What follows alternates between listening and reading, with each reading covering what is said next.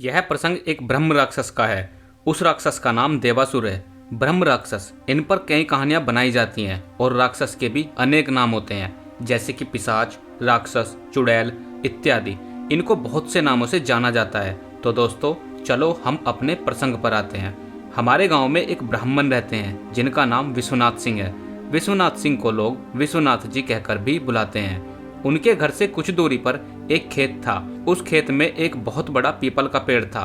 वह पीपल का पेड़ बहुत पुराना था। कुछ समय के बाद उन्होंने उस खेत पर घर बनाने की सोची। जल्दी ही उन्होंने उस पीपल के पेड़ को काट डाला और अपना घर बनवा लिया। कुछ दिन तो सब ठीक ठाक चला, पर कुछ दिन बाद विश्वनाथ जी बहुत परेशान रहने लगे। वे अब कभी कभार ही पूजा करते थे। तो उनकी पत्नी ने उनके बदले स्वभाव को देखकर पूछा कि तुम आजकल पूजा पाठ नहीं करते हो और आजकल बदले बदले से रहते हो, बच्चे को भी डांटते रहते हो, तुम्हें हुआ क्या है? विश्वनाथ जी के चेहरे पर मुस्कान आई और वह कहने लगे कि मेरे घर को तोड़कर अपना घर तो बना लिया है और इसे क्या पूजा पाठ करने के लिए कह रही हो? मैं ही तो भगवान हूँ, इसे पूजा पाठ करने की कोई आवश्यकता नहीं है। वो कभी दांत भींचकर तो कभी बड़े प्यार से बोलते, कभी आंखें लाल तो कभी सही हो जाते।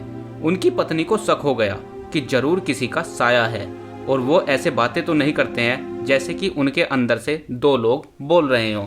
तब उनकी पत्नी उनको बिठाकर हनुमान चालीसा पढ़ने लगी, लेकिन वो सोच रही थी कि कोई असर क्यों नहीं पड़ रहा है। वह एक टक लगाए देखे जा रहे थे।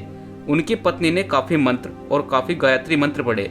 तभी विश्वनाथ की आंखें लाल हुई और कहने लगे कि मैं किसी से डरने वाला नहीं हूँ और तू क्या समझ रही है, मैं इसे ऐसे ही छोड़ दूंगा? तब तक उनका छोटा बच्चा भी वहां आ गया था। विश्वनाथ जी ने उसे जोर से पकड़कर अपनी तरफ खींच लिया और ऐसा लग रहा था कि उसके सिर को कच्चा ही चबा जाएंगे। उनकी पत्नी बोली कि बच्चे को छोड़ दो, इसने क्या तुम्हारा बिगाड़ा है? विश्वनाथ जी की पत्नी ने अपने बच्चे को अपनी तरफ खींच लिया। उसने फिर पूछा, तुम कौन हो और मेरे पति के अंदर क्यों आए हो? आप हमसे क्या चाहते हो? आप हो कौन?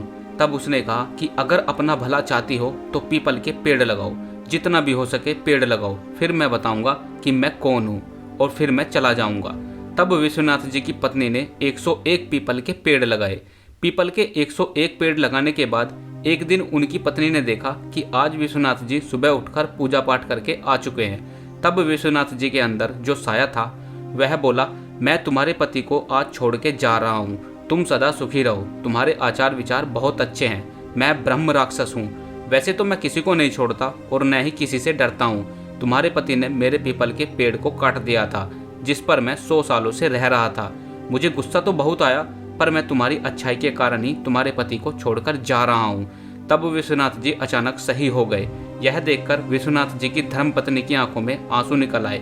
सच ही कहा है दोस्तों किसी ने, अगर बुरे के साथ तुम अच्छा करोगे तो वह भी एक दिन अच्छा हो जाता है। आपको ये वीडियो कैसी लगी हमें कमेंट बॉक्स में जरूर बताएं और ऐसी ही वीडियो पाने के लिए हमारे चैनल को सब्सक्राइब करें। धन्यवाद।